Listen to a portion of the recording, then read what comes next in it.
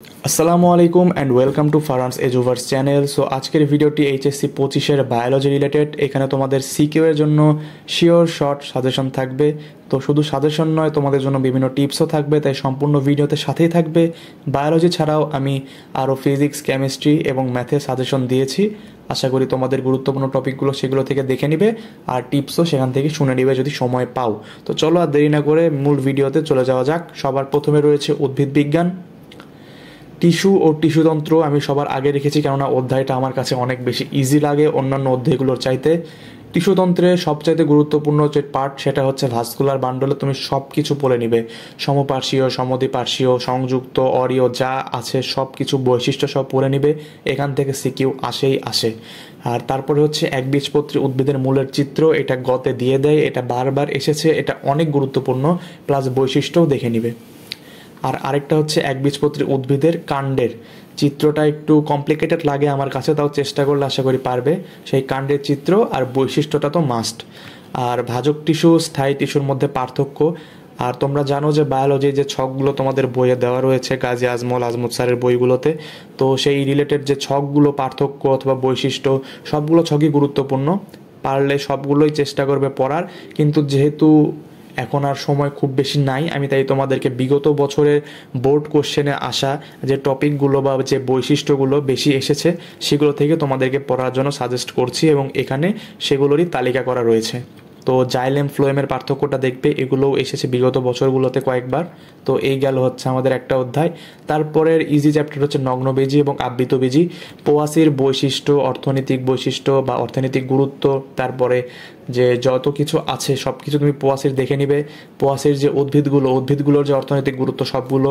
মালভাসিরও same, মালভাসির যে বৈশিষ্ট্য, পোয়াসির বৈশিষ্ট্য, মালভাসি এবং পোয়াসির পার্থক্য, এই সব কিছু তোমরা দেখে নিবে। সাইকাসের বৈশিষ্ট্য দেখে রাখবে। আর পুষ্পপ্রতীক আঁকানো শিখে নিবে। ধানের পুষ্পপ্রতীক খুবই রেয়ার আসতে দেখা যায়, কিন্তু তোমার যে জবা সেটা আসতে প্রতিবারই দেখা গেছে, তাই পুষ্পপ্রতীকটা অবশ্যই চিত্র আঁকানো শিখে রাখবে। আর নগ্নবীজি ও আবৃতবীজির বৈশিষ্ট্য এবং পার্থক্য, এটা অন্যান্য বৈশিষ্ট্য এবং পার্থক্যর চাইতে অনেকবার আসতে দেখা গেছে বোর্ডে, তাই এইটা তোমরা মুখস্থ রাখবে। খুবই ইজি জিনিস। এই অধ্যায়গুলো কিন্তু খুবই ছোট ছোট আমার কাছে লাগে, যে গুরুত্ব মানে অধ্যায়গুলো বড় হলেও যে এখান থেকে আসা জিনিসগুলো খুবই লিমিটেড। তারপরে আসে হচ্ছে কোষ বিভাজন। কোষ বিভাজনে মাইটোসিসের যে সকল বৈশিষ্ট্য, সকল ধাপ চিত্র সহ মাথায় রাখবে। অনেক সময় তোমার কি হয়, কোশ্চেনে চিত্র দিয়ে দেয়, চিত্র দিয়ে বলে যে এটা কোন ধাপ, বৈশিষ্ট্যগুলো লিখো। তো বুঝতেই পারছো, তোমার চিত্র আঁকানো জানতেও হবে, সাথে চিত্রগুলো চিনতেও পারতে হবে। আর মাইটোসিস আমি জানি যে তোমরা ক্লাস 10-এও পড়ে এসেছো, আমিও পড়ে এসেছিলাম, তাই মাইটোসিসটা সবারই একটু ফ্যামিলিয়ার থাকে, পরিচিত থাকে। মায়োসিসের ক্ষেত্রে তোমার কি হয়, মায়োসিসের বৈশিষ্ট্য তো পড়বেই, সাথে গুরুত্বপূর্ণ হচ্ছে প্রোফেজ 1-এর যে উপপর্যায়গুলো রয়েছে না, যে জাইগোটিন, ল্যাপ্টোটিন, প্যাকাইটিন, ডিপ্লোটিন, এই সব ডায়াকাইনেসিস, এই সব বিষয়গুলো তুমি মনে রাখবে। প্রোফেজ 1-এর উপপর্যায়গুলো যে 5টা উপপর্যায় রয়েছে, আমি যদি ভুল না করে থাকি, সবচাইতে বেশি গুরুত্বপূর্ণ এবং আসলে এইটা থেকেই আসে। বাকি যে তোমার মেটাফেজ 1 বা অ্যানাফেজ 1 এগুলো থেকে তেমন আসতে দেখা যায় না, এগুলো থেকে আসলে মাইটোসিস থেকে আসে। কিন্তু মায়োসিস থেকে প্রশ্ন আসলে প্রোফেজের যে ধাপগুলো রয়েছে সেগুলোর অভ্যন্তরীণ টপিকগুলো থেকেই এসে থাকে।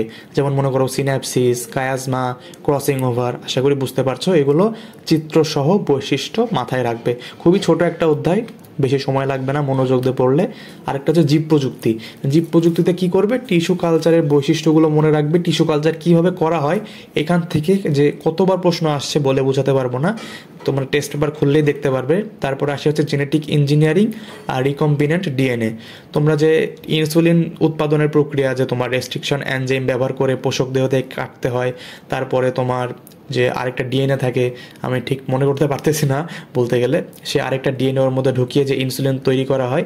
তো তারপরে যে আবাদ মাধ্যম থাকে, এটা আবাদ মাধ্যমটা হয়তো টিস্যু কালচারের, কিন্তু ইনসুলিন উৎপাদনের যে প্রক্রিয়াটা দেখবা, তাই সবগুলোর ক্ষেত্রে কিন্তু একই ধাপগুলো দেখবা, অন্যান্য ক্ষেত্রেও ইউজ করা হয়েছে।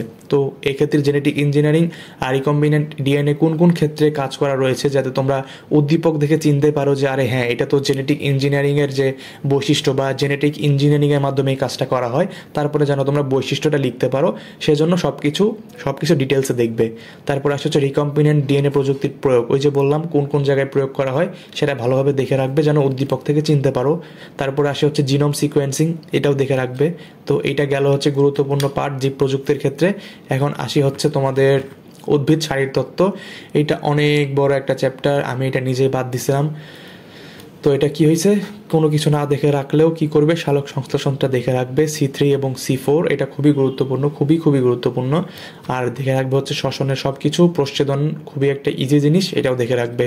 আর খনিজ লবণ পরিবেশ শ্বসন থেকে অনেক সময় আসতে দেখা যায় যে লুন্ডেগরের মতবাদ। তারপরে দেখে রাখবে হচ্ছে সক্রিয় পরিশোষণ নাকি নিষ্ক্রিয় পরিশোষণ, এগুলো থেকেও সিকিউ আসতে দেখা যায়।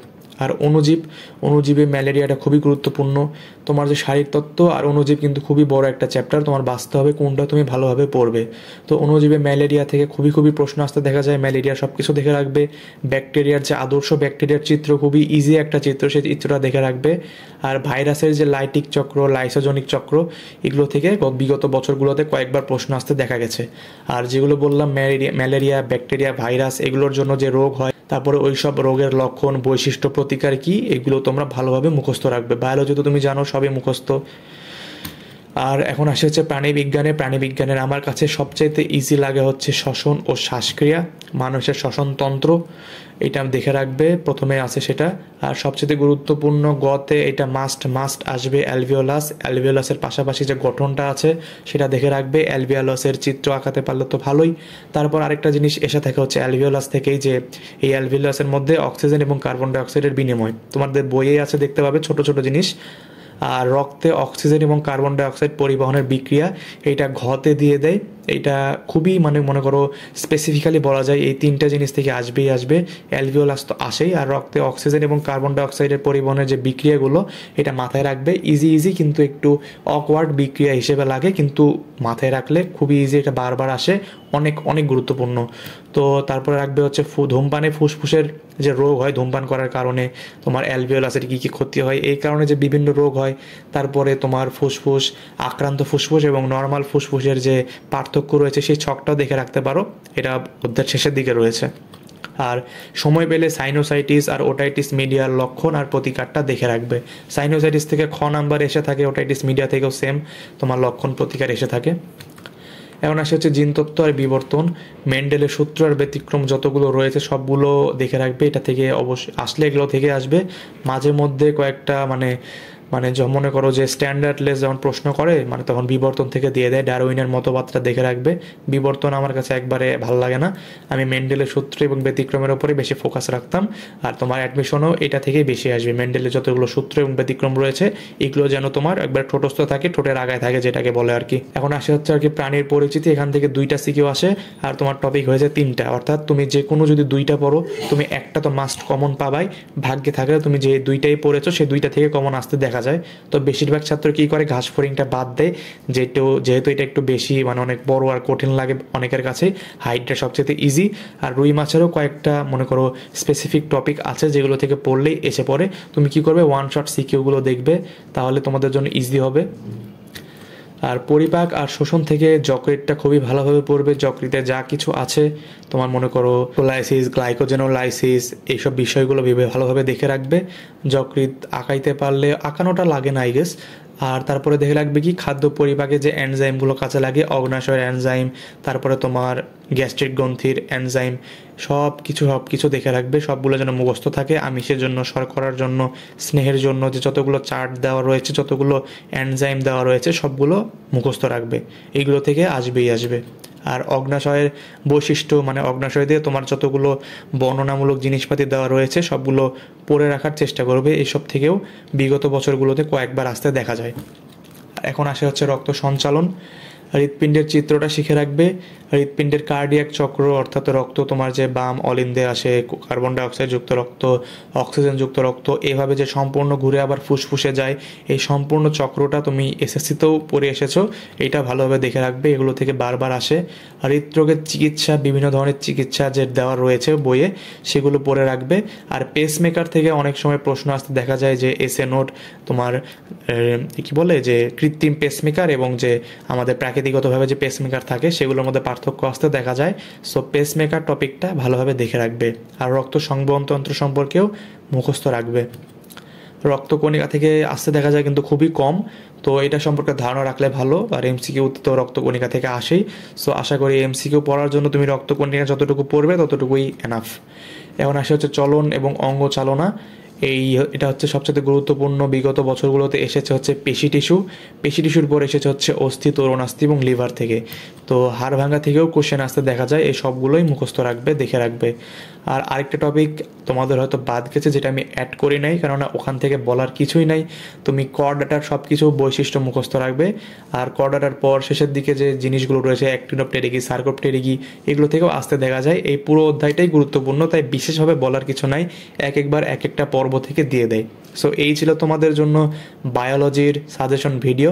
বায়োলজিটা তোমাদের জাস্ট বারবার বই মুখস্থ করতে হবে, যেহেতু মুখস্থ জিনিস স্পেসিফিক্যালি বলা যায় না। তাও বিগত বছরগুলো অ্যানালাইসিস করে আমি যা যা বুঝলাম, যেসব টপিকগুলো থেকে বারবার কোশ্চেন আসতে দেখলাম, সেগুলো অ্যাড করলাম। আশা করি এই সব টপিকগুলোর উপর বেশি ফোকাস দিবে, আর সময় পেলে বাকি টপিকগুলো পড়বে অবশ্যই।